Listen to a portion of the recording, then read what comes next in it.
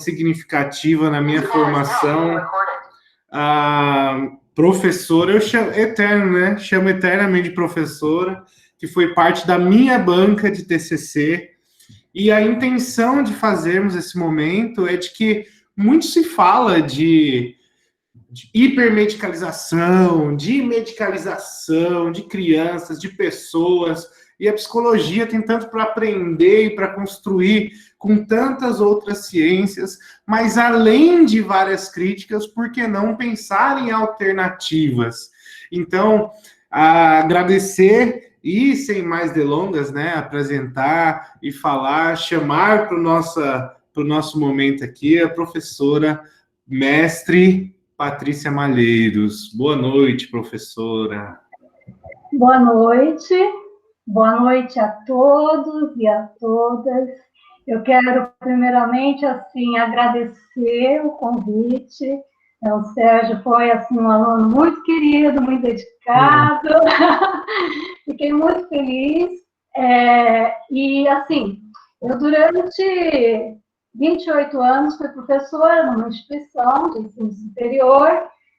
Sempre a minha formação é ciências sociais, então sempre trabalhei temas sociologia, antropologia, naveguei um pouquinho pela filosofia também, e aí me aposentei. Me aposentei, mas eu gosto de estar sempre aprendendo, expandindo. E aí comecei a fazer um curso de Ayurveda, terapia Ayurveda. Então, é um curso de especialização, reconhecido pelo MEC. É um curso presencial, uma vez por mês, só que agora, com a pandemia, a gente está fazendo à distância, né? Mas, assim, é um universo novo que se abriu. Eu já tinha interesse há muito tempo nesses temas, mas aí, com essa oportunidade, né? Da aposentadoria, né, que se abre espaço para outras coisas, e aí comecei a estudar. E quando o Sérgio me convidou, eu pensei, por que não juntar as duas coisas, né? Então, tem toda essa história, né, tem toda essa experiência docente nessa área das ciências sociais, e tem esse campo novo, né, que a gente pode fazer aqui um casamento, uma leitura do Ayurveda, pensando no mundo contemporâneo, pensando na nossa cultura, pensando na nossa sociedade. Então, assim, o que eu pensei? Antes de iniciar os slides, fazer uma pequena introdução. Meio que justificando, né, situando o tema. Todos sabemos, né, estamos todos nesse barco, que a gente vive um momento muito delicado na história da nossa civilização, vamos dizer assim. É um momento não é só a pandemia, então não é só essa crise pandêmica, mas são uma série de crises. Então tem uma crise política, tem crise ambiental, tem crise social, tem crise econômica, né? E tem também aquela questão, que é a questão da saúde e do bem-estar, que nós vivemos numa sociedade que, ao longo do tempo, ela foi abandonando o contato com a natureza, com as coisas que é natural. Então, a gente vive no mundo industrial, e a indústria da alimentação, ela foi criando uma série de produtos que são super práticos, né, que todo mundo consome na vida cotidiana, e que, na verdade, não são alimentos, são coisas que são nocivas para a nossa saúde, né? E a gente vive numa sociedade, assim, onde nós somos sempre muito solicitados, né? A gente tem sempre que... existe aquela pressão do sucesso, do bom desempenho, de fazer isso, de fazer aquilo. Então, muitas pessoas estão na mídia, né, fazendo as coisas, nas redes sociais. Então, é um ritmo muito frenético. E aí a gente tem aquela questão do estresse, né? Mas tudo isso para chegar numa coisa que é chamada doenças crônicas não transmissíveis, que são as doenças de estilo de vida do mundo contemporâneo, né? Então, isso envolve o corpo, envolve a mente. E isso está relacionado, é lógico, ao ritmo da nossa vida, da nossa sociedade, e está relacionado com a nossa alimentação. E aí, o Sérgio comentou que uma série de outros encontros que vocês tiveram foi bastante falado dessa questão, né, dos medicamentos, né, da hipermedicação, né. A indústria farmacêutica é uma indústria, então é outra coisa também. Né? E aí a gente está nesse mundo industrializado, nesse mundo contemporâneo com essas questões todas, mas também a gente tem um momento em que uma série de conhecimentos, que são conhecimentos tradicionais, eles estão ganhando certo destaque. Então, aquelas que primeiro chamavam-se medicinas alternativas, né? Depois medicinas complementares. Agora a gente pode chamar também de medicina ou cuidados ou terapias integrativas, né? E aí o Ayurveda, que daqui a pouco vamos entender, que nunca ouviu falar, se tivesse numa sala falar, quem já ouviu falar de Ayurveda, levanta o braço, né? Mas quem ouviu falar de Ayurveda, abre a câmera. Né? Eu acho que pouca gente ouviu falar, mas eu acredito assim que que vai ficar cada vez mais conhecido. E eu fico muito feliz de poder estar aqui falando com vocês e trazendo esse conhecimento tradicional, né, esse conhecimento antigo, e que, voltando à questão, né, das doenças de estilo de vida, vai nos trazer uma série de orientações, né, que ajudam a gente a ter uma qualidade de vida, uma saúde, né, melhor. Então, ajuda a gente a melhorar isso. Então, é isso. Então, a gente acho que pode começar. Você quer apresentar os slides ou você quer que eu apresente? Como é que você acha melhor? Se quiser, eu apresento. Meu filho me ensinou. Gente, é a primeira vez que eu estou fazendo, aí o Sérgio está apresentando. Então, tá. Então, pode ir, Sérgio. Quando tiver que mudar, eu falo. Pode mandar. Bom, eu coloquei esse primeiro slide, onde tem aqui uma ilustração, para falar bem rapidinho dessa questão da diversidade cultural. Né?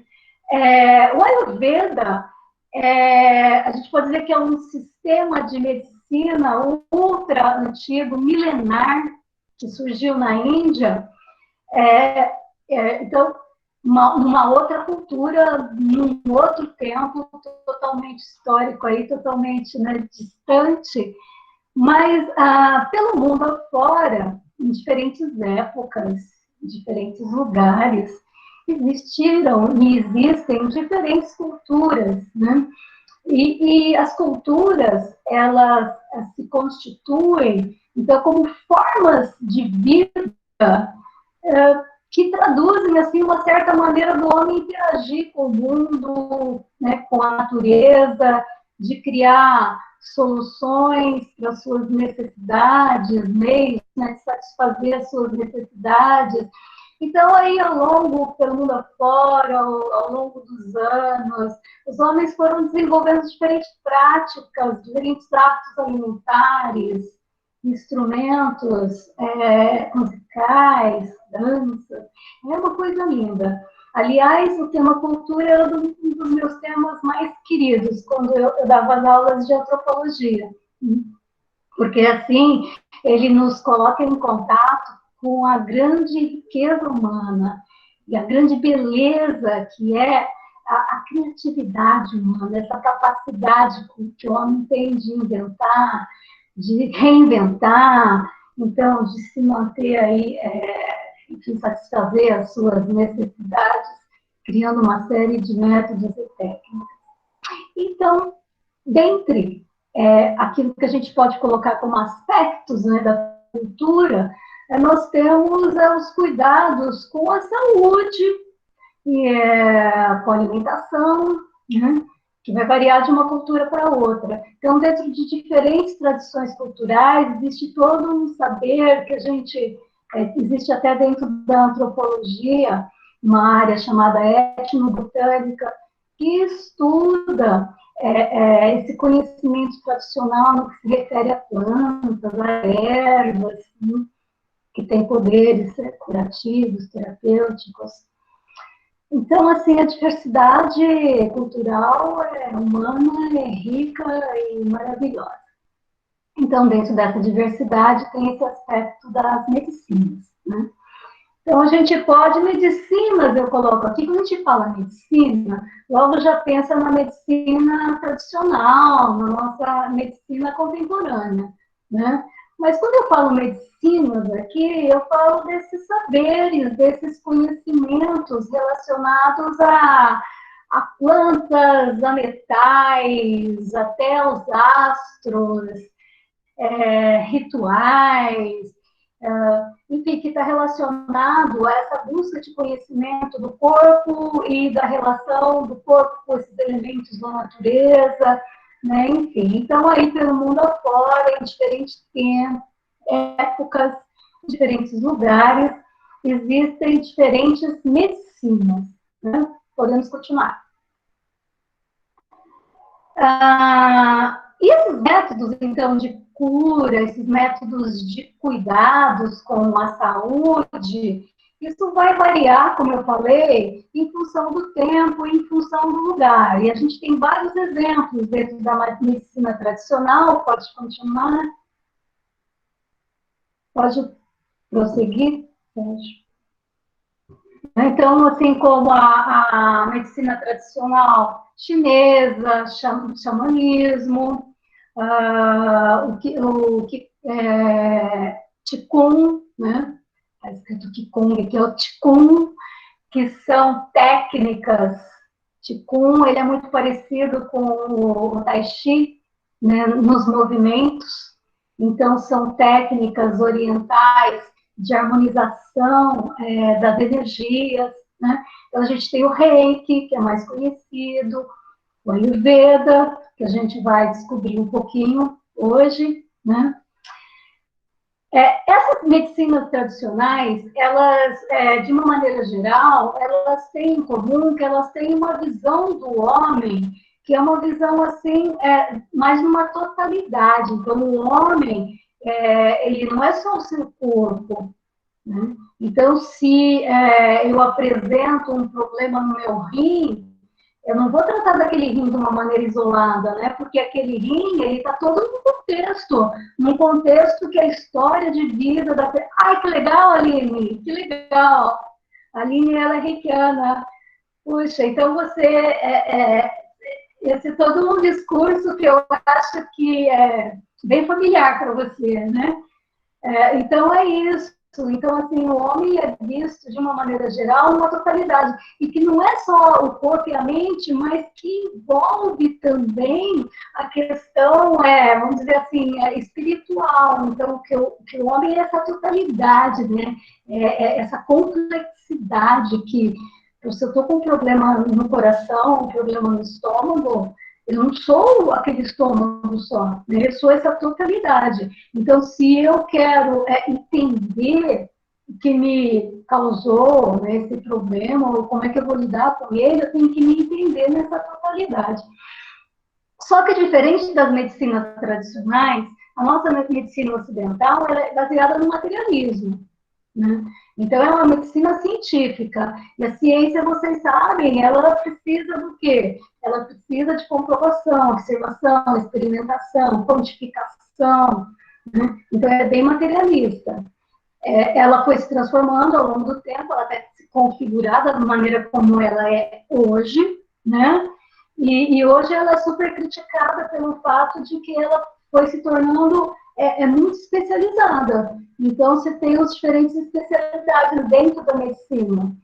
E isso faz com que se perca a totalidade do indivíduo. Daí que existe hoje todo assim, um grupo de pessoas, de profissionais, mesmo ligados, médicos, ligados à medicina, que está buscando resgatar essa outra visão, essa visão, né, do ser humano na sua totalidade, na sua integridade.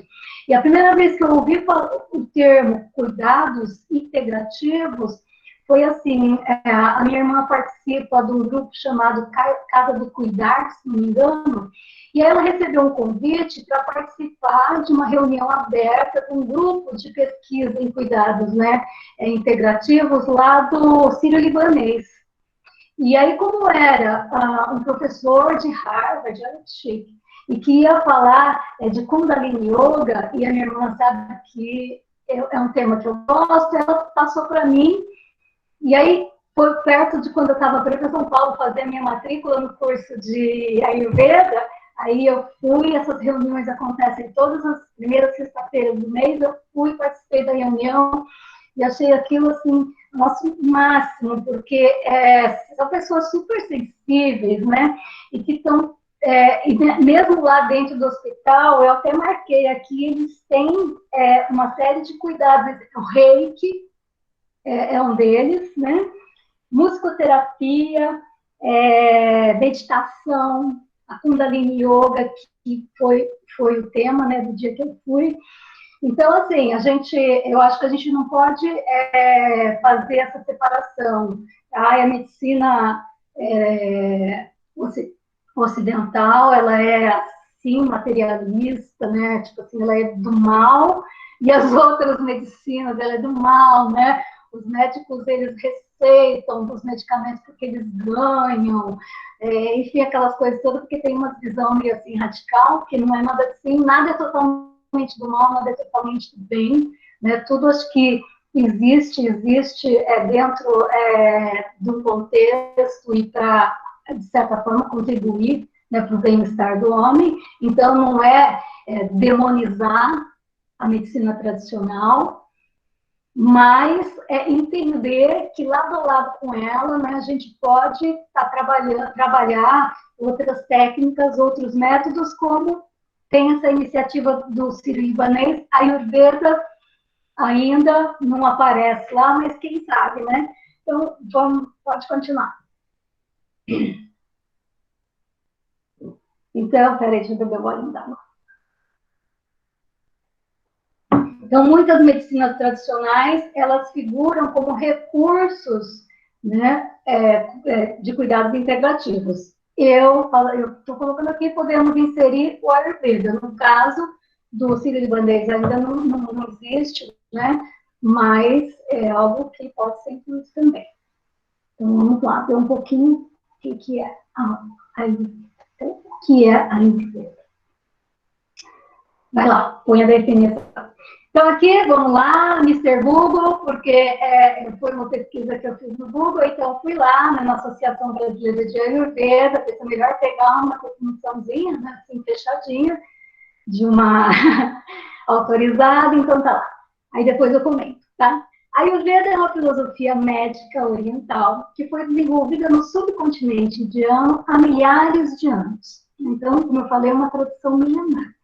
E aí tem um médico, ele é médico formado na medicina, né, ocidental, e que foi para a Índia estudar também, é o Dr. Roger, e foi assim, quando eu comecei a me interessar por Ayurveda, foi uma das primeiras coisas que eu vi, achei super interessante, que ele falou assim, olha, eu me formei, se não me engano foi na década de 70, em medicina. A concepção que a gente tinha de certas tratamentos ou de fisiologia naquela década mudou, né? Já não é mais daquele jeito. Agora, essa medicina tradicional, ela pode ser enriquecida com alguns conhecimentos modernos, mas a base dela não muda nunca. Do jeito que ela era há 4.000 anos atrás, há 3.000 anos atrás, que a gente não sabe exatamente, né? Mas é por volta aquilo que ela era, ela permanece. As suas bases, que eu vou apresentar alguma coisa hoje, viu, gente? Porque é um tema bastante complexo. Pra vocês terem uma ideia, assim, os clássicos, eles têm mais de 1.000 páginas, né? Uma coisa, assim, bastante complexa. Mas a gente, eu vou buscar falar daquilo que é o básico, né? 6.000 anos em 50 minutos.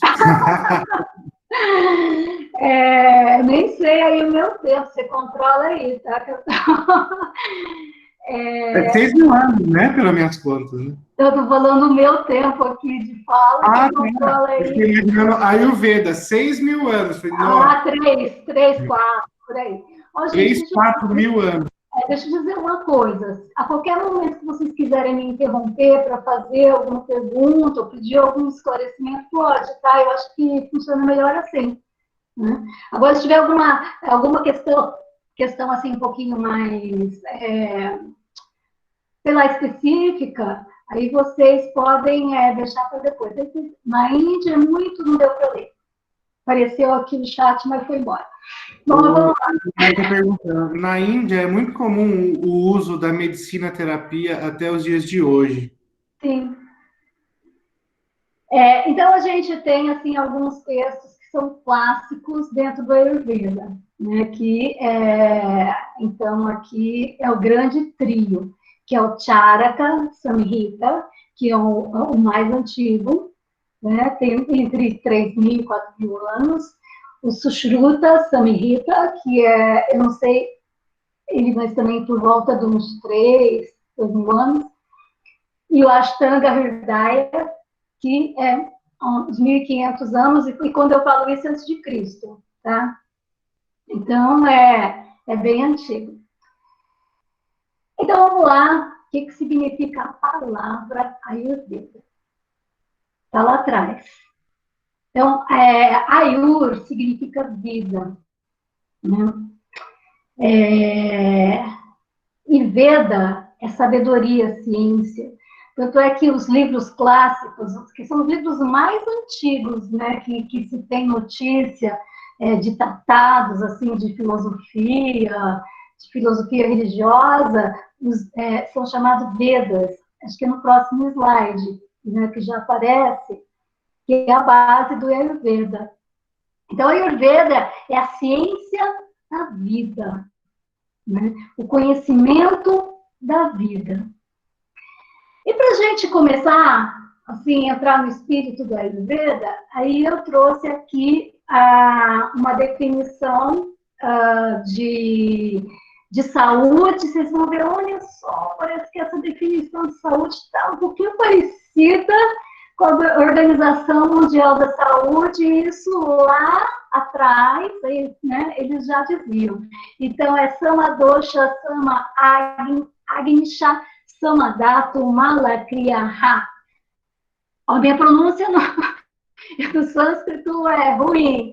A gente tem muitos colegas que já estão estudando sânscrito, eu não estou, né? Mas eu vou estudar mais para frente. Então, Prasanatma Indriya Manaha Swastaiti Abhidhiyate. O que significa isso? Samadosha significa os doshas em harmonia, em equilíbrio. Mas o que é dosha? É que a gente vou falar um pouquinho na aula de hoje. Na aula de hoje, olha o jeito de professora, não pede, né? Sama, dato, os datos em equilíbrio. Os datos são os tecidos. Então, quais são os tecidos no Ayurveda? A gente tem 7 tecidos, que começa no plasma, aí vai para o sangue, aí depois tem o músculo, a gordura, os ossos, as medulas e os tecidos reprodutivos. Né? Então, quando tudo isso está em equilíbrio, quando o Agni é um dos conceitos assim centrais no Ayurveda, porque o Agni é o fogo, Agni significa fogo. E para que a gente tenha uma boa digestão, que é fundamental, a saúde depende da digestão, dos princípios do Ayurveda. Se eu não tenho uma boa digestão, isso compromete toda a minha saúde, né? Então, o meu Agni está equilibrado. Eu estou eliminando os malas. O que é malas? São as excretas. É a urina, é o suor e as fezes, né? Então, o pessoal que estuda Ayurveda fala muito de cocô, né?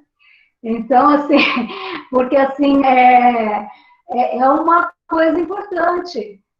Se funciona direito, qual é a cor, qual é a consistência, tudo isso é importante, né? Então, se a eliminação está funcionando direitinho, né? Mas além disso, tudo foi físico, né? Mas além disso, eu tenho que ter uma clareza, um equilíbrio, uma clareza dos sentidos, né? Da mente e da alma. Então, vocês vejam aqui que é uma totalidade, né? Então, está envolvendo tanto o aspecto físico, né, como o aspecto mental, né, dos sentidos e espiritual da alma. Então, se tudo isso está bonitinho, está claro, está funcionando direitinho, eu estou saudável, né? Então, eles fazem o seguinte comentário. Então, nessa filosofia, a pessoa pode até não ter nenhuma doença, não está com nenhuma dor, não está com nenhuma doença, né? Mas ela não é saudável, ela não está totalmente saudável, porque para ela estar totalmente saudável, ela tem que estar também bem nas suas interações sociais, na sua mente, no seu espírito, né? Então, isso que vai definir um estado de equilíbrio e de bem-estar, né? Pode continuar. Então, vamos lá para os fundamentos da Ayurveda. Então, dentre muitas coisas, porque tem toda uma tradição antiga, enfim, dos sábios, dos rishis, mas a gente pode dizer que ele está fundamentado principalmente na filosofia Samkhya e nos Vedas. Pode continuar. Então, o que são os Vedas? São aqueles textos sagrados antiquíssimos, né, que eu falei. Então, são uma série de escrituras, e essas escrituras, elas contêm uma série de conhecimentos, que são conhecimentos, né, a respeito da vida em todos os seus aspectos, e conhecimentos espirituais. Pode continuar. E esses conhecimentos, eles são bastante antigos, e antes deles serem organizados nesses Vedas, nesses tratados antigos, eles eram transmitidos oralmente, de mestre para discípulo. Depois é que isso passa se transforma em livros, né? São escritos, são colocados em livros. Então, eles são mais antigos do que o Ayurveda. A base do Ayurveda são mais antigos. Eles têm por volta de 5.000 anos, né? E os principais são o Rigveda, a Atharvaveda, Samaveda e o Yajurveda. Pode continuar. E aí a gente tem a filosofia Samkhya, que ela vai nos falar da origem. Então, outra coisa interessante quando a gente pensa nas culturas é que as culturas, né, as diferentes tradições, elas sempre nos falam de uma origem. A origem do universo, a origem do mundo, a origem das coisas todas, né, que existem, do homem. A nossa própria tradição tem na Gênesis, né, toda uma narrativa que vai falar da conta dessa origem, da evolução do universo. E essa filosofia Samkhya, ela vai falar disso. Eu não vou falar dela aqui, eu só vou apresentar alguns elementos dela. Pode passar. Então, a gente tem aqui, nesse esqueminha, esse esqueminha é do professor Vasant Lad, que é assim, tipo um bambambam do Ayurveda. Ele é indiano, ele atua nos Estados Unidos, e é uma das pessoas assim que ajudaram a divulgar, né, esse conhecimento, a popularizar esse conhecimento. O meu professor já estudou com ele, então várias pessoas aqui no Brasil, mais antigas no Ayurveda, estudaram com ele. E aí tem esses esqueminhas, como seria a origem do mundo, que eu não vou ficar explicando, né? Mas, assim, dentro da tradição indiana, a gente tem o Brahma como que seria, assim, a expressão máxima, não da divindade, mas do poder criativo. E assim, o Brahma existiria meio que num estado de quietude, de silêncio, de não ação. Quando a gente entra aqui no Prakruti e no Purusha, a gente já está num movimento de criação, onde a gente tem Purusha, que seria um aspecto ainda passivo dessa energia criativa e Prakriti. Depois vai vir a explicação. Então, da interação dessas forças vai surgir tudo que existe no universo, vai surgindo as coisas, né? Primeiro, então, surge Mahat, que é a inteligência suprema, a Ahankara, que é o ego, e aí os atributos de toda a matéria, que é Sattva, Rajas e Tamas. Sim, Leonardo, a medicina Ayurveda, ela leva em consideração os chakras, sim. Né? Inclusive, o professor Vasantilad, né, o doutor Vasantilad, ele trata dessa questão, né, que é o aspecto mais sutil, mais energético. Né? E aí, dentro desse processo de criação, a gente tem a criação dos elementos, que é super importante, a gente já vai ver, né? Aí eu coloquei aqui do lado, não ficou bem organizado esse slide, porque parece que Samkhya são os 5 órgãos de sentido, os 5 órgãos da ação, não é exatamente isso. Samkhya é a filosofia, né? E dentro desse processo de criação das coisas, né? Então a gente tem a criação dos sentidos e a criação daqueles que são os órgãos dos sentidos. Né? Pode continuar. Eu coloquei porque não está na ilustração. Eu estou impressionado aqui, porque o mundo não é só do jeito que a gente vê ele, né? Dá para ver tudo sempre sobre novas óticas. É que talvez para as ciências sociais, para antropologia, para sociologia, isso é muito comum, né? E fazer essa flexibilização, nós, enquanto psicologia ocidental, enfim, estou empolgado. É uma pena, assim, que eu, assim, também não estou preparada para falar bem dessa... Eu acho uma pena que os profissionais de medicina e saúde não validarem outras técnicas. Mas eu acho que cada vez mais essas técnicas, elas têm sido vistas com mais seriedade, sabe?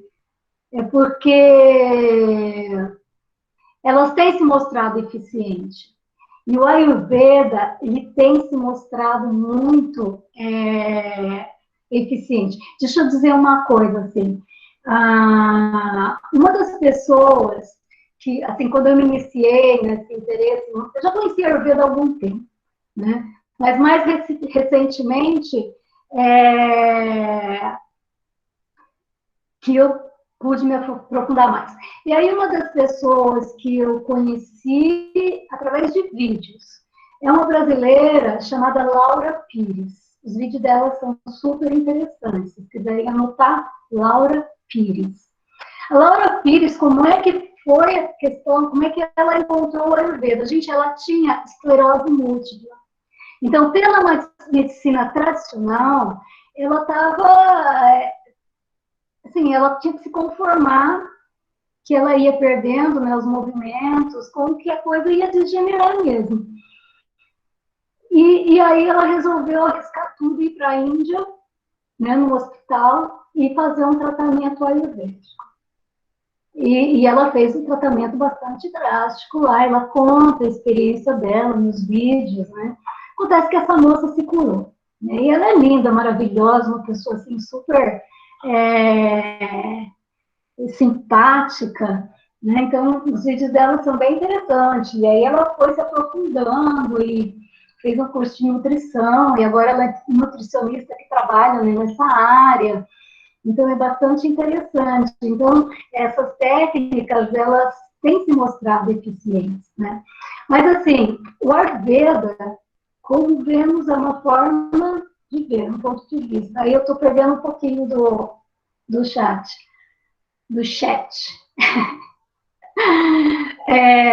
Então, assim,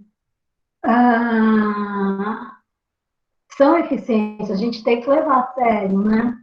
Não são qualquer coisa. E eu acho que a medicina tradicional, cada vez mais, é exemplo desse grupo que tem lá no Sírio-Libanês. Né? Eles estão tratando disso, inclusive é um grupo de científico, né? De pesquisa científica.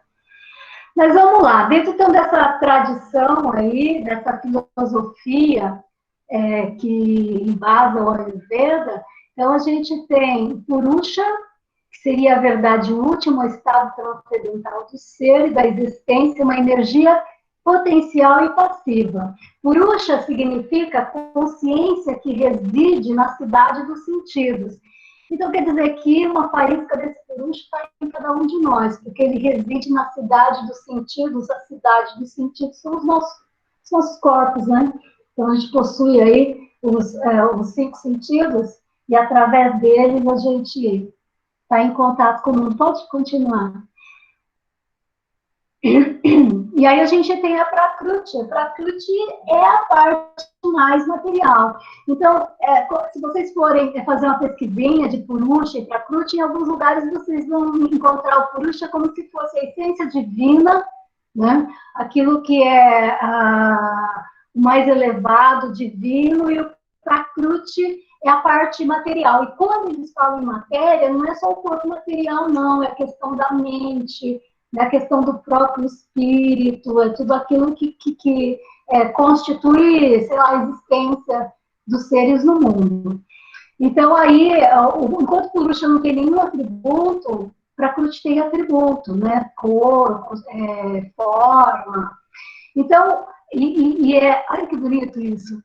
E é dessa Prakruti que nasce, do ventre dela, que nasce tudo, é a Mãe Divina.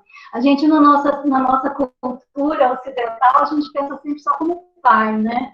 É o pai porque vem de uma tradição, a nossa religiosidade vem de uma tradição lá do mundo hebraico, né? Uma sociedade patriarcal, então é o pai.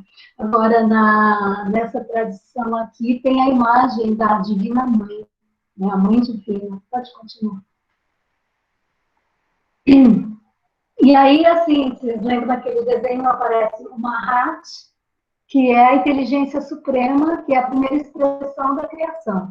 E esse Mahat é complexo, sabe, o Ayurveda. Então, eu vou dar só umas pinceladas, porque essa noção de Mahat é uma noção de uma consciência, que é uma consciência suprema, mas ela está presente em tudo, até, sabe, assim, cada celulinha do nosso corpo.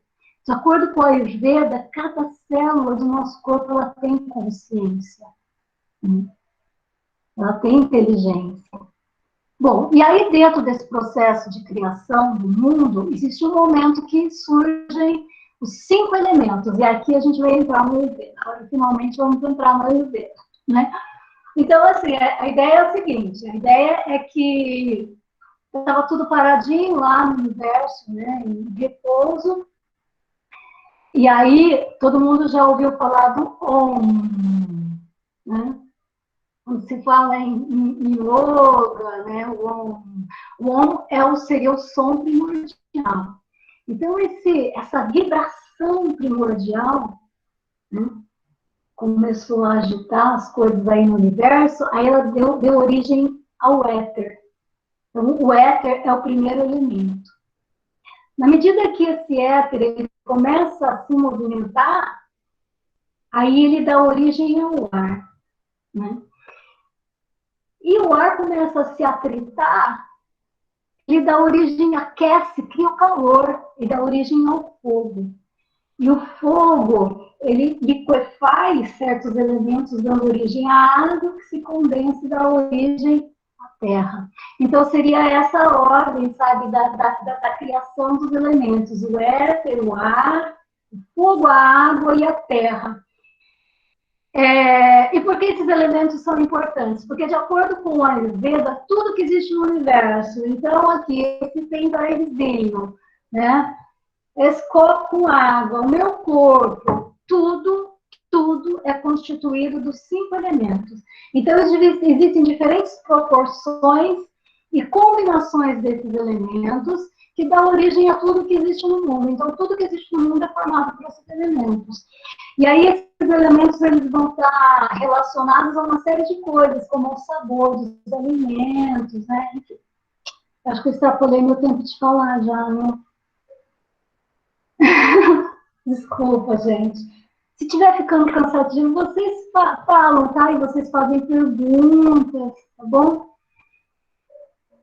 Então, aí o corpo... Estamos aqui prestando atenção, é tudo muito novo isso. Ai, que bom, Cíntia, que ótimo, Leonardo, fico feliz. Porque eu vejo assim umas pessoas saindo e falo, Jesus, será que eu estou sendo cansativa, maçante? Ai, glória a Deus. Então, vamos lá. Oi? Eu não entendi, Sérgio. É tranquilo, viu, professora Patrícia? É uma atividade extra, então de repente alguém tem alguma coisa para. É super tranquilo, mas tá muito, muito legal tudo isso. Tá bom, obrigada. Obrigada pelo feedback, que a gente precisa. Obrigada. Ó, então, vamos lá. Então, por que esses elementos eles são importantes? Porque eles vão dar origem a tudo, como eu falei, que existe. Tudo é feito desses elementos. Geralmente, quando a gente fala em elementos, nós pensamos nos 4 elementos, né? Agora, vocês falam assim, o que é esse éter que está aqui? Né? Porque os outros estão acostumados a ouvir falar. O éter é o espaço. Então, o espaço é o éter. E os outros vocês conhecem, né? Mas já vamos entender a importância disso dentro da Ayurveda. Quem já ouviu falar de Ayurveda? Gostaria de se manifestar? Um pouquinho. Do quê? De Ayurveda, do Ayurveda. Porque assim, uma coisa que eu gostaria de colocar. Quando o Ayurveda começa a ser conhecido no Ocidente, legal, Aline. O que é o Ocidente? É capitalista, né? Então, a primeira coisa, sei lá, que o pessoal vai querer fazer é transformar numa mercadoria, né? Então, assim, geralmente quando se fala em Ayurveda, logo já pensa, vata, pitta e kapha, né?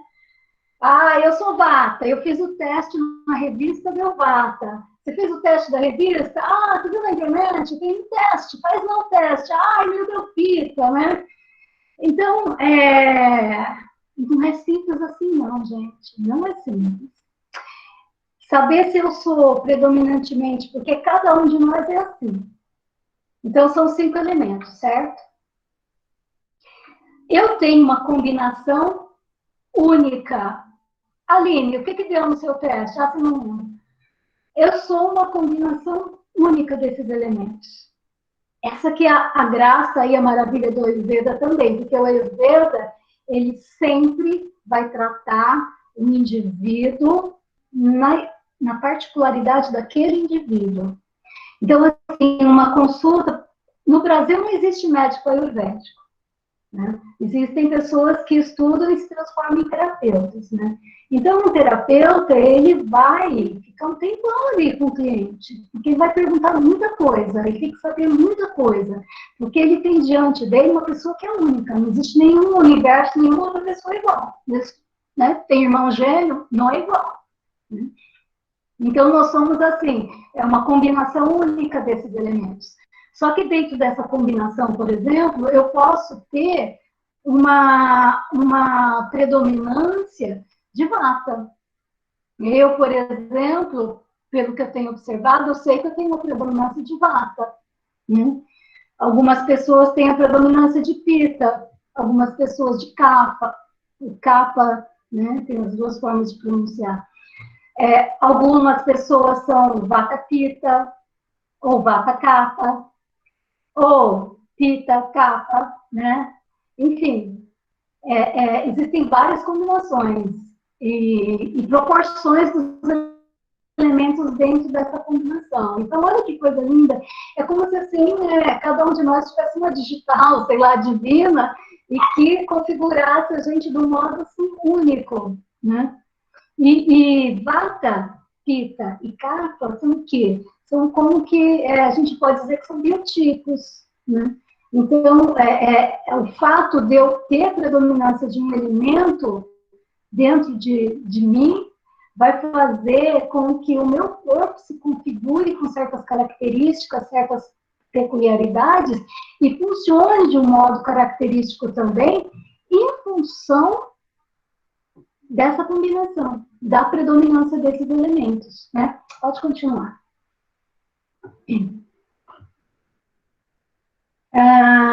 Então, aí a gente tem assim, mesmo que eu tenha uma predominância de Vata, eu não vivo sem os outros elementos. Se eu não tiver fogo, eu estou morta.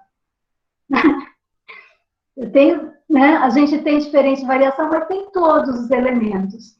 E aí, de acordo com essa tradição, cada um desses elementos tem um sítio particular onde a casa está pelo corpo todo.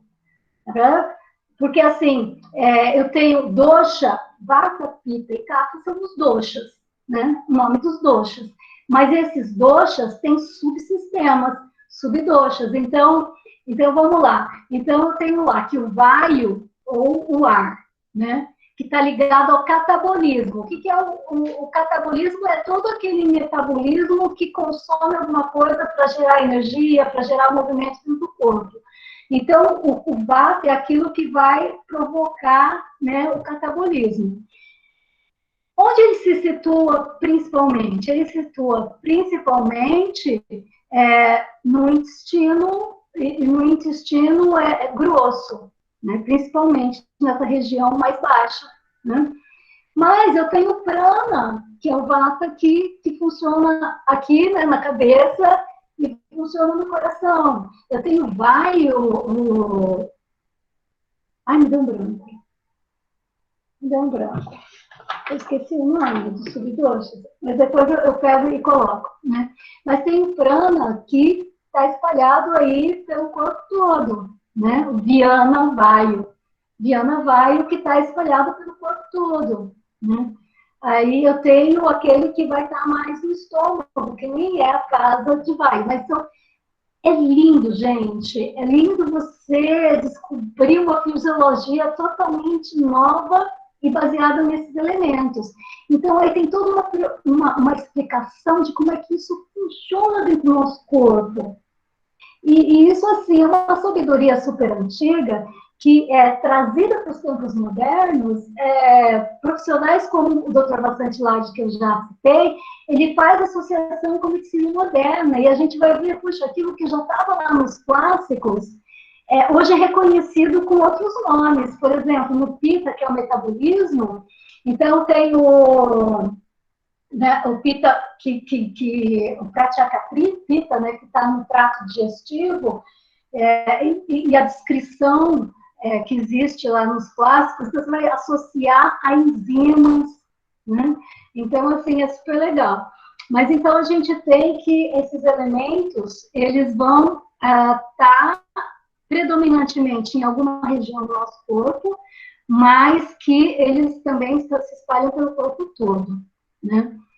E na medicina ayurvédica, toda doença, ela se origina a partir de uma extrapolação de algum elemento da casa dele para outro lugar onde ele não devia estar no corpo. Então, sai, por exemplo, o Pitta, ele começa a se agravar ali, né, na região do umbigo, e aí eu tenho certos sintomas.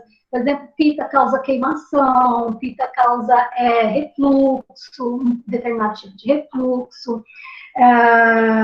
O Vata, se ele começa a ficar muito exagerado, ele causa o ressecamento, né? Então, a pessoa tem dificuldade de funcionar o intestino, o Kapha em excesso causa muito muco. Então, aí tem uma série de descrições. E quando aumenta isso, a gente tem que tomar cuidado, porque se o aumento dos doshas, se eles forem tratados, quando apresenta aí na região gástrica esse problema, ele não vai extrapolar para os outros tecidos.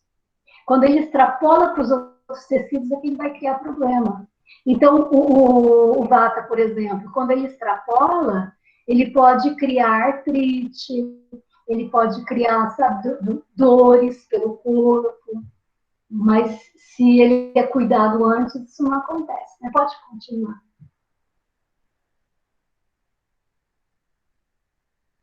Então, cada um dos elementos, cada um desses doshas, eles têm alguns atributos. Por exemplo, o Vata, ele é seco, leve, frio, áspero, sutil, móvel, claro.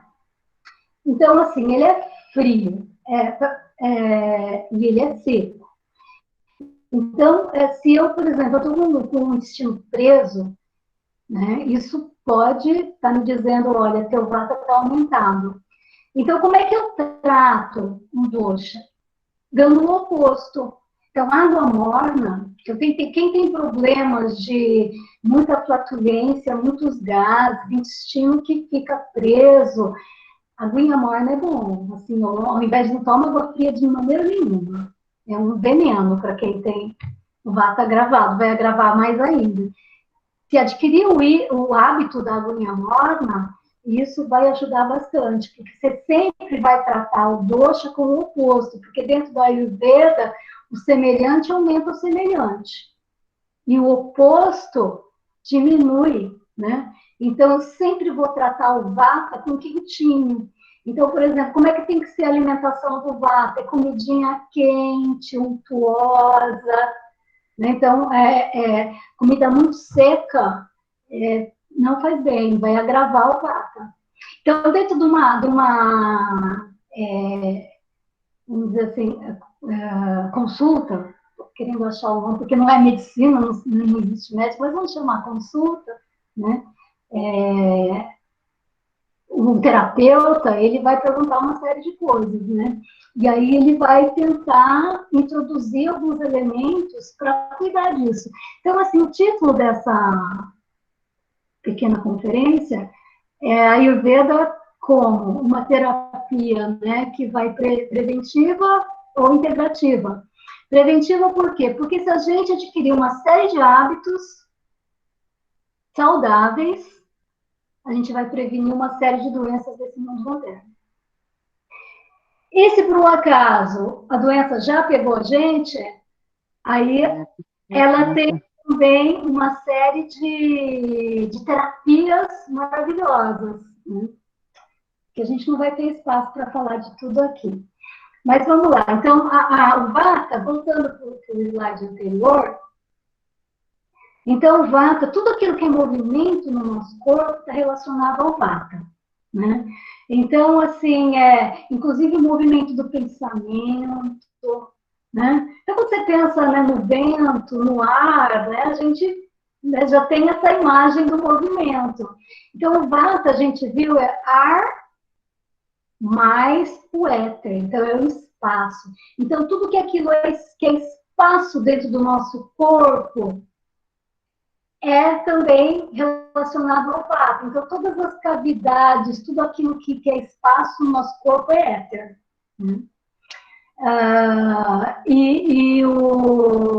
Então, o vata ele vai governar tudo isso, todos esses movimentos. Pode continuar. E aí, olha só, enquanto o vata era frio, era seco, né, era leve, o pitta, ele vai ser quente, intenso, penetrante, leve, fluido, um pouquinho oleoso, não tão oleoso como o kapha, mas não é seco.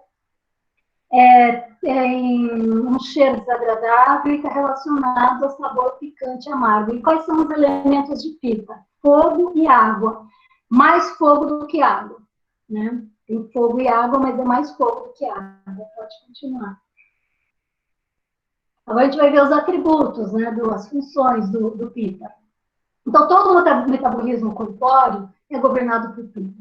Tudo aquilo que acontece no interior das células, todo o processo de formação dos tecidos, todo o processo de digestão, né, tudo isso é governado pelo pitta. Ele também o apetite, enfim, sabor, a cor. Então, a cor, eu tenho o Yandhyaka Pitta, que é um subdosha do Pitta, que está responsável por dar a cor, porque o Pitta não só está responsável pela digestão, pela transformação, mas pela maturação das coisas, das células, enfim. E aí a gente vai ver assim que tem emoções que estão relacionadas, positivas e negativas. Por exemplo, uma emoção negativa do vata é o medo. Então, instabilidade, medo, não relacionado ao vata. Agora, assim, o pitta, ele tem essa questão da coragem, da ambição, Mas no estado negativo, o Pitta está relacionado à raiva.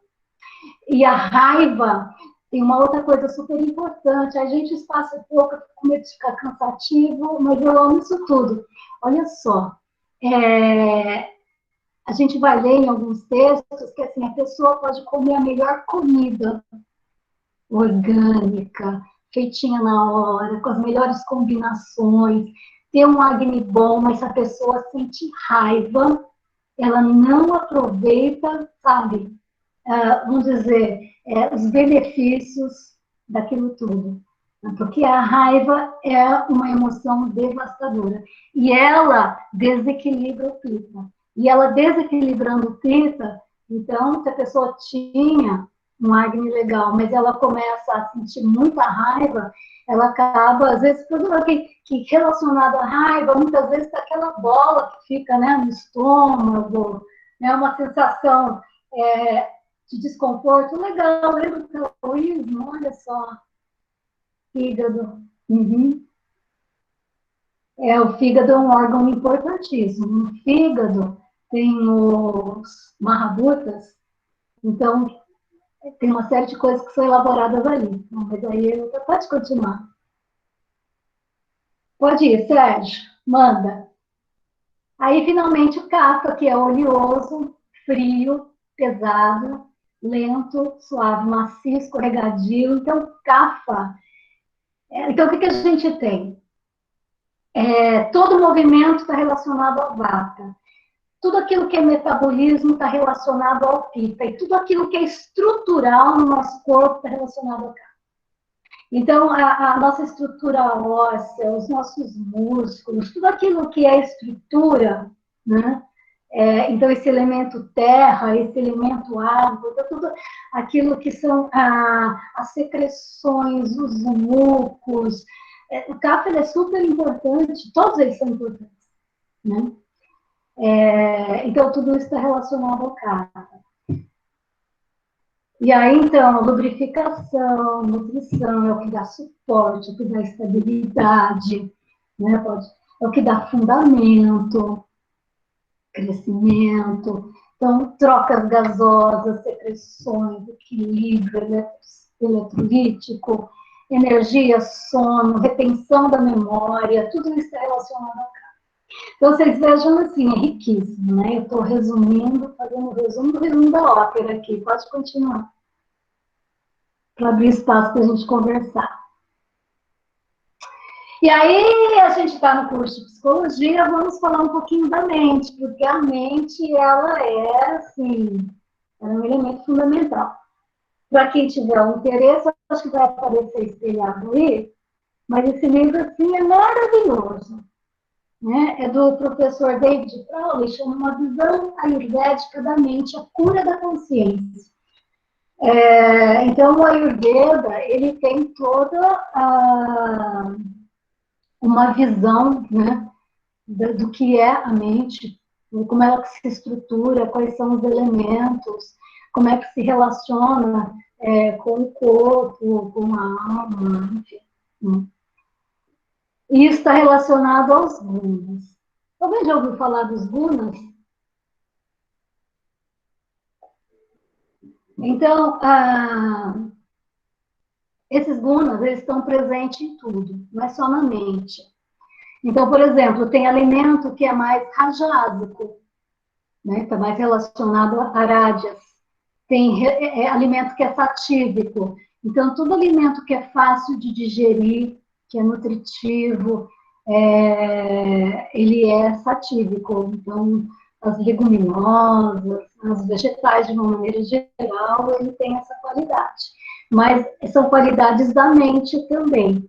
E que, assim, é dito de uma maneira resumida, então, assim, o tamas, ele está relacionado à inércia, mas tem outras denominações que a gente pode colocar também, por exemplo, tamas, ele está relacionado à matéria, está relacionado à inércia, está relacionado a tudo aquilo que é pesado, então, está relacionado à preguiça, né, naquela manifestação, né, no corpo e na mente, há muito sono. Rádias é agitação, né? Então, tudo aquilo que é movimento, que agita, ele está relacionado a rádias, né? E Sattva é harmonia. Aí tem uma citação do Bhagavad Gita, não sei se alguém conhece Bhagavad Gita, né, que é um clássico da literatura indiana, da filosofia indiana. Então, vai dizer que o Sattva adere à felicidade. Então, tudo aquilo que é leveza, que é clareza da mente, né, que é espiritualidade, é Sattva. Esse Gita é aquilo que originou o nome da música do Raul Seixas, será? Isso, Anos atrás? exatamente. Ah, Não, é outra, né? não, Às mas vezes, tem uma passagem do Gita onde o Arjuna está conversando lá com a entidade, né, divina, e que ele fala que, como é que é a letra mesmo? Que ele viu as coisas, que ele está em tudo. Eu sou o princípio, o fim, eu o sou, meio. eu sou a luz das estrelas. Isso, tem uma parte lá que é isso, exatamente isso, porque ele vai falar que ele está em tudo e tudo está nele, né? Ah, é verdade. Eu estou em você. Então é isso, é o Bhagavad mesmo. Então a gente tem Sattva, então está ligado à harmonia, beleza, calma, Rajas, a mudança, ao movimento, né, ao ego, à nutrição, e o Tamas está ligado então ao apego, né, ao materialismo, à rigidez. É, apego é uma das qualidades ruins, por exemplo, do Kapha. O Kapha está mais ligado ao Tamas, né? Então, é uma das qualidades negativas é o apego. Mas também, aqui no livro do Dr. David Cowley, ele vai falar assim, que o Sattva está ligado à inteligência, à partilha e ao equilíbrio.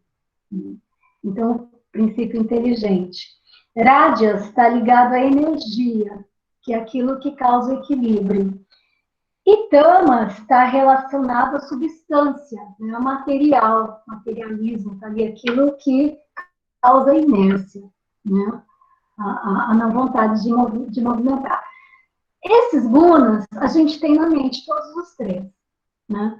Algumas pessoas são mais tamásicas, então aquelas pessoas preguiçosas, que parece que tudo é de... A gente tem dia que está mais tamásico, tem dia que está mais rajásico, né?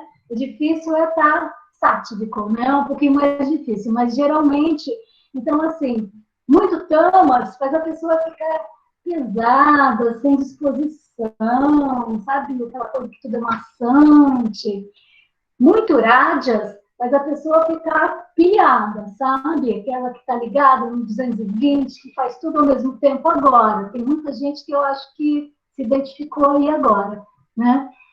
E o Sattva é o Zen, né? Aquela pessoa que é, sabe, tranquilona, Zen, que super legal, que não fica julgando os outros, né? Enfim, então, nós, dentro da tradição aí, né, védica, espiritual, ninguém vai querer viver sem rajas e sem tamas, porque não, é impossível. Mas o objetivo é aumentar essa porcentagem de sátiva na nossa mente, porque uma mente satívica é um homem em paz, sabe? Aquela pessoa tranquila, saudável, de bem com as coisas, equilibrada. Então, isso daí está dando e vendendo o Sattva. Né? Pode continuar.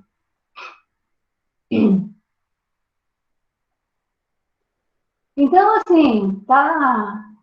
Então, a inteligência, a virtude, a beleza, a harmonia, o equilíbrio, a luminosidade, tudo isso está relacionado a Sattva. Então, a busca da autorrealização, do autoconhecimento. Então, muitas pessoas estão engajadas nisso, né?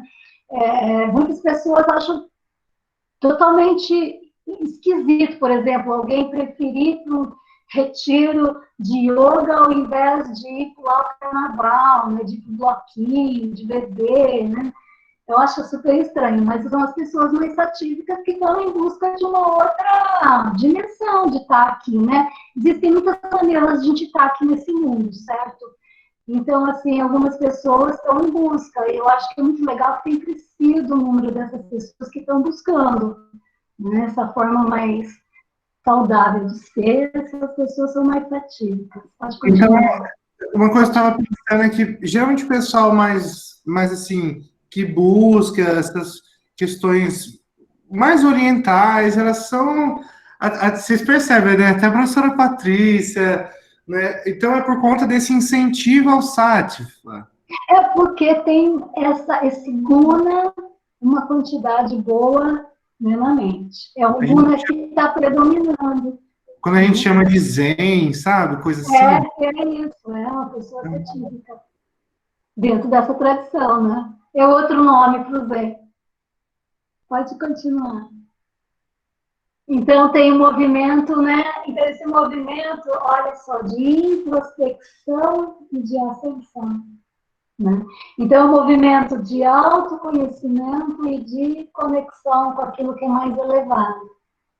Agora, o Rajas é agitação, e aquilo que causa desequilíbrio, mas o Rajas é importante, porque só acontece mudança, só acontece processo quando as coisas sofrem desequilíbrio. Quando tudo está bem equilibradinho, fica paradinho. Como era o universo antes da criação. Foi preciso, sabe, um desequilíbrio, um chacoalhão, uma movimentação, porque quando movimenta, põe em ação e você vai buscar um novo equilíbrio. Então, a gente não pode viver sem Rajas. Só se for viver numa montanha do Tibete, né? Lá no Himalaia, meditando 24 horas por dia, né? Que não é o caso. Então, a gente precisa de Rajas. Então, tudo isso, né, todas essas buscas, as nossas buscas estão relacionadas ao Rajas. E aí a gente tem tamas, né, que está relacionado à inércia, ao envolvimento, né, aquela coisa pesada. E a gente precisa disso também, porque é o que aterra, né? A gente precisa de aterramento, mas não pode predominar, porque aqui está o aspecto negativo. Quando predomina, né, provoca isso. Então, aquela inércia, aquela preguiça, o envolvimento, a depressão. Pode ir? E aí ficou pequenininho aqui, mas a gente tem aqui nesse quadro, assim, tanto Vata como Pitta como Kapha, pode ter um predomínio de qualquer um desses doshas mentais, né? E dosha, o Sattva não é dosha. Deixa eu explicar o que é dosha dentro da... Assim, o que essa palavra significa em sânscrito? Dosha é aquilo que pode causar algum dano. Dosha é aquilo que pode causar algum desequilíbrio, né? Então, assim, por exemplo, muito Vata pode causar dano no corpo, então ele é um dosha. Muito Pitta pode também, então ele é um dosha. Idem para Kapha. Na mente, dosha é Rajas e Tamas. Sattva não é dosha. Porque Sattva não causa nenhum dano. Sattva não causa nenhum desequilíbrio. Então, assim, olha só que bonito. Então, vamos ver lá, um Vata Sattva, ele vai ser enérgico, né? Não no sentido, né, de ter aquela energia, disposição, né, força, determinação. Ele é adaptável, né? Ele é rápido na compreensão, tem uma boa comunicação. O Vata tem o Vata, né, que ele comanda a comunicação também. Então, se vocês forem ler aqui na linha do Sattva, tudo é positivo. Então, o Kapha satívico, ele é calmo, ele é pacífico, né? O Pitta, ele é inteligente, ele é claro, ele é perceptivo. A gente junta essas características. E aí, quando a gente vai lá para o Rajas e para o Tamas, a gente vai ver que o Vata tamásico, ele é medroso, ele é desonesto, né? Autodestrutivo. E aí seria legal, num outro momento, sei lá, ver mais com detalhes essas características, que a gente vai ver que tá bem relacionado, né, à psicologia, que a gente pode, de repente, até identificar algumas formas, né, de doenças, né, de males, enfim, relacionados aí à mente e que tem algum nome aí na nossa tradição ocidental. Então, é interessante aqui esse quadro. Entre aspas, medicinas para os doshas da mente. Ela já viu que doshas da mente é o Tamas e Rajas, né? Então, lá no Ashtanga Hridaya, no primeiro capítulo, no Sutrasthana, tem um momento que ele vai falar como é que a gente trabalha no sentido de ter uma mente equilibrada, né? Então, aí vai dizer, é preciso desenvolver ou não lembro se é Dri, que se pronuncia, que é a inteligência, a compreensão, o discernimento. Né?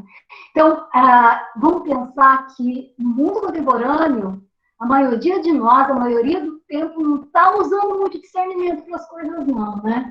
Então, toda vez que a minha atitude ela é passional, ela é impensada, me deixo arrastar pela opinião dos outros, pelo movimento das coisas que estão acontecendo, e eu não estou usando a minha inteligência adequadamente. Eu não estou compreendendo o que está em mim, o que está em torno de mim. Eu não estou conseguindo discriminar as coisas, discernir essas coisas. E isso pode gerar problemas, pode gerar conflito externo e interno. Então, assim, aprender a usar a nossa inteligência, e para a gente desenvolver a inteligência, a compreensão, a discriminação, nós precisamos, estamos no caminho, né? Vocês precisam de psicologia. A psicologia dá muita ferramenta para isso, né? Para a gente desenvolver. Então, assim, para equilibrar nosso funcionamento aí da nossa mente, a gente tem que desenvolver inteligência. Pode continuar. E aí tem outra coisa que é da Iria, que é a paciência e força de vontade. Toda vez que eu tenho ansiedade, toda vez que eu tenho vontade de fazer tudo agora, de obter tudo agora, né?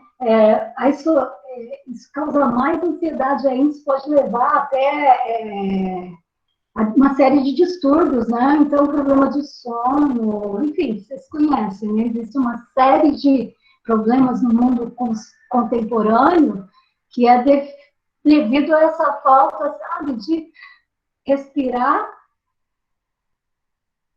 se centrar no momento presente, né? Saber esperar e ter a força de vontade e a determinação, porque todo mundo tem força dentro de si, né? E a outra coisa é essa compreensão aqui é diferente da compreensão que está lá em cima, né? Essa compreensão aqui, vamos dizer assim, é uma autocompreensão.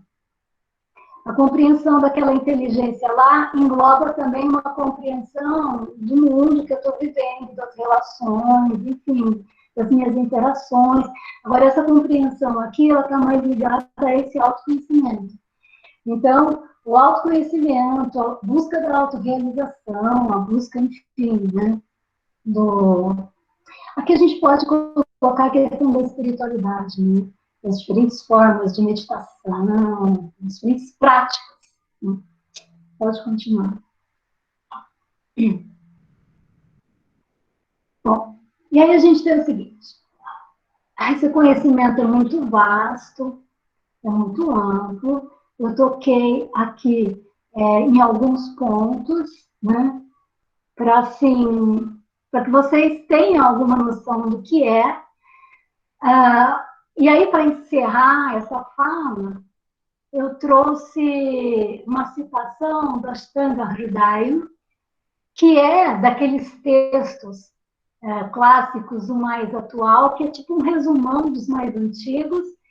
E no primeiro shloka, o lindo desses clássicos é o seguinte, eles são escritos em forma de poesia.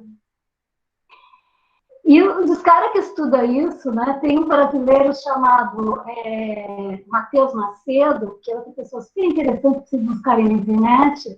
Ele foi estudar na Índia, o primeiro brasileiro que foi fazer, ele é um Vaidya. Vaidya é um médico indiano, ele é o primeiro brasileiro que foi para lá estudar e fez a formação, e ele tem um canal chamado Vida Veda, né? Vida Veda, o canal que eu recomendo para quem quiser conhecer melhor o Ayurveda. Mas, enfim, eu lembrei do Mateus, porque o Mateus domina o sânscrito, e eu acho muito bonito quando ele recita os versos, né, do Charaka, os versos do Ashtanga Hridaya, porque é escrito em poesia, tudo é escrito em forma de poesia, porque é uma tradição oral, né? Então as pessoas decoram, aí o Mateus fala de um mestre que recebeu ele como discípulo, lá um guru que recebeu ele como discípulo, e que eles, assim, logo cedo, eles estavam recitando esses versos, né, decorando, eles sabem de cor os versos. Mas, enfim, um dos primeiros versos do Ashtanga Hridaya diz o seguinte: as pessoas que desejem vida longa, que é a forma para alcançar o Dharma, e o Dharma, além de retidão e equidade, está relacionado à realização do nosso propósito de vida. Então, cada um de nós tem um propósito de vida. Cada um de nós sabe fazer algo de um jeito que ninguém mais sabe, né? Essa é a nossa, sei lá, centelha divina, a nossa pepita de ouro. Então, cada um é único, sabe fazer isso de uma maneira única, cada um tem um Dharma, né? E aí, quem quiser alcançar o Dharma, porque para alcançar o Dharma, a gente tem que ter saúde na vida longa, porque isso demora um certo tempo, né, gente? Não é da noite para o dia. Quem quiser alcançar o Dharma, o Artha, que é o bem-estar material, riqueza, e Sukha, que é a felicidade, devem depositar a máxima confiança nos ensinamentos do Ayurveda, porque a Ayurveda vai ensinar muita coisa que vai propiciar isso para a gente, né? E aí isso vem ao longo do texto. Então, o que tem desses textos? Esses textos têm uma série de recomendações para o cotidiano, para a nossa vida diária. Tem uma série de conhecimentos no que se refere a aushadhas, que são os remédios, enfim, tratamentos, diagnósticos. E a primeira parte desses textos são o Sutrasthana. E no Sutrasthana tem o Dinacharya. E o Dinacharya vai ensinar para a gente uma série de rotinas diárias que são boas para o nosso bem-estar, né? E aí, sei lá, se alguém quiser fazer uma perguntar aí, o que é esse Dinacharya? Alguém não tem pergunta? Recomenda? O que ele recomenda para a gente? Estamos aí. Professora, antes de mais nada, dizer que é bem aquela ideia, né? De que uma mente que abre para uma ideia nova nunca volta para o mesmo tamanho. E na psicologia a gente tem muito essa questão das abordagens, né? E olhar, assim, para um universo totalmente novo, com nomes, formas de ver. Eu fiquei até imaginando a complexidade das traduções, porque o que eu estou dizendo não é exatamente o que eu estou dizendo, então está ligado àquilo. Termos que são, assim, discussões para uma definição. Então, assim, realmente incrível mesmo. Vamos abrir para perguntas, gente. Eu vou postar o link para a emissão do certificado, tá? Então, de repente, nós vamos aqui mais um pouquinho, mas foi incrível realmente. E vamos abrir, então, para perguntas, comentários, né?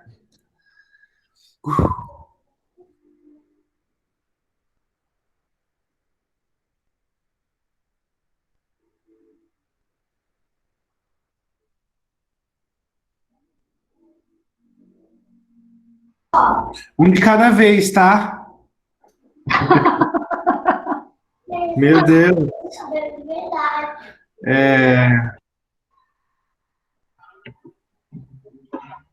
Patrícia, deixa eu perguntar uma coisa. Marcelo. Marcelo. Oi, Marcelo. Ô, Patrícia, você disse que no começo vem tudo do Om, que vem as energias, que dá a origem das coisas, né? Como que a gente faz, através da Ayurveda, a gente vê bem esse equilíbrio, né, como que faz para segurar esse equilíbrio? Porque a gente até consegue, por um tempo, o equilíbrio, mas depois a coisa sai, né? A coisa perde a direção. Olha, segredo é a constância. Então, por exemplo, aqui eu pedi para eu mostrar o livro, aí eu vou mostrar o livro de novo, e aí eu vou dizer o seguinte, tem uma parte desse livro, porque uma das terapias da mente são os mantras, né? Então eu penso assim, bom, tal mantra, ele é bom para melhorar o meu ojas. Ojas seria assim, o nosso sistema imunológico, né? Aquele que dá disposição, que dá energia, tal, dá vigor. Por exemplo, Ram, Ram, é um vidya, é uma sementinha, né? É um mantra. Então, esse mantra é bom para equilibrar o ojas, por exemplo. Aí eu falo, que legal. Aí eu vou praticar isso. Aí eu pratico lá e depois eu paro, né? Ou então, eu vou meditar todo dia, de manhã, nem que seja 5 minutos. Eu começo, depois eu paro. Então, isso não é só do Ayurveda, eu acho que é uma coisa para a vida mesmo. Tudo aquilo que a gente quiser manter, a gente tem que cultivar, né? Então, assim, em mim eu percebi, sabe? Até que eu consegui aprender a meditar é muito difícil, né? E às vezes a gente também mistifica muito isso. Mas a primeira vez que eu falei, nossa, acho que agora eu consegui.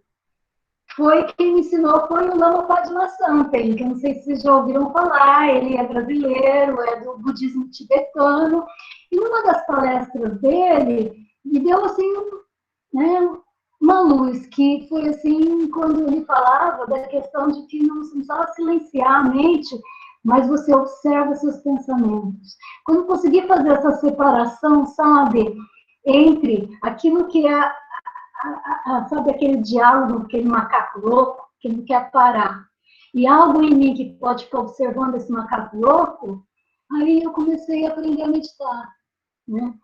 Mas, assim, se você faz disso uma prática e você vai aprofundando isso, que você vai associando isso com as técnicas, que é a respiração, que é o relaxamento, que não é só isso, você sente que você consegue um equilíbrio. Aí você fala, poxa, que legal, como é que eu pude viver a minha vida toda sem isso, né? Mas aí depois você é levado, porque a vida da gente, ela é muito cheia de exigências, né? Aí você é arrastado pelas coisas que você tem que fazer no dia a dia e você perde aquela prática. Aí você não mantém, você não consegue se manter no equilíbrio. Então, se eu quero me manter no equilíbrio, eu tenho que me dedicar diariamente, né?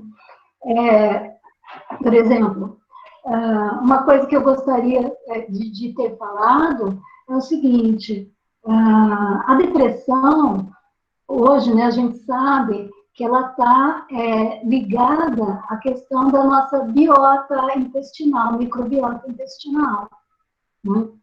Também, não é só isso, mas também. Então, a nossa alimentação, ela vai ajudar bastante, por exemplo, uma pessoa com problema de depressão vai ajudar bastante, é uma das, vamos dizer, uma das formas de terapia é através da alimentação. Aí a pessoa começa, eu vou tirar tal alimento que não me faz bem, eu vou introduzir tal alimento, e ela percebe que ela fica bem. Aí ela ficou bem, ela fala assim, também ninguém é de ferro, né? Eu mereço comer porcaria tal dia na semana, né? Aí, bom, aí quando você vê, você está fora, né? Você perdeu aquilo que você tinha conquistado. Então, assim, Marcelo, eu acho que assim, o segredo é você se dedicar sempre, né? E sabe uma coisa que é super... Oi? Como diz a música, né? Tudo é uma questão de manter a mente aberta, a espinha ereta e o coração tranquilo. Mas, Mas é complicado, hein? Diariamente. Então, assim, uma coisa super importante é a gente aprender a prestar atenção no nosso corpo. Por isso que essas práticas orientais, né, de meditação, o yoga, o relaxamento, elas trazem a consciência para essa escuta do nosso corpo. Isso é fundamental, Porque às vezes a gente nem conhece direito, a gente nem sabe, a gente tem um mal-estar, se acostuma tanto com aquilo que acha que é normal, né? Não, estou perguntando, a yoga, vamos dizer assim, a yoga e o Ayurveda são primas irmãs, né? Mas o Ayurveda utiliza as posições de yoga como terapia, né? Mas são coisas, vamos dizer assim, separadas. Né? Então é isso, né? A gente precisa aprender a se autoconhecer. A Jéssica está dizendo aqui, eu estou tentando falar, mas vocês não estão me ouvindo. A minha pergunta é em relação das gumas ou gunas, né? Gunas. Transtornos mentais. Oh. Existe alguma relação?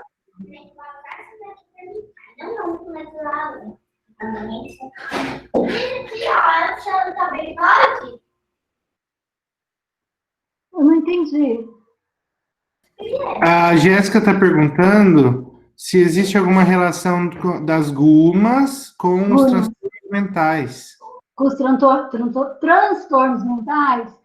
Olha, eu não vou saber estabelecer com precisão qual transtorno mental, qual guna. Mas os transtornos mentais, eles estão relacionados, sim, à dieta, às gunas, né? Porque tudo isso faz parte de como se estrutura nessa organização, que é esse sistema humano, né? Eu teria, assim, que até pesquisar para ver exatamente, porque, assim, quando se fala na questão das mentes, até onde eu estudei, porque eu sou iniciante nisso também, eu estudei mais as emoções. Por exemplo, o medo relacionado. Agora, uma coisa... A classificação dos transtornos mentais, muito legal a pergunta, né? É outra classificação nossa. E eu acho que essa ideia é de pensar outras formas de pensar classificações, né? Uma boa oportunidade, sim. Então, porque assim, é lógico que lá nos clássicos não vai estar maníaco depressivo, nem sei se existe mais isso, não existe, é diferente, eu tô com a cabeça lá atrás. Mas assim, desses transtornos mentais que são catalogados, né? Enfim, eu acho que não existe isso nos clássicos.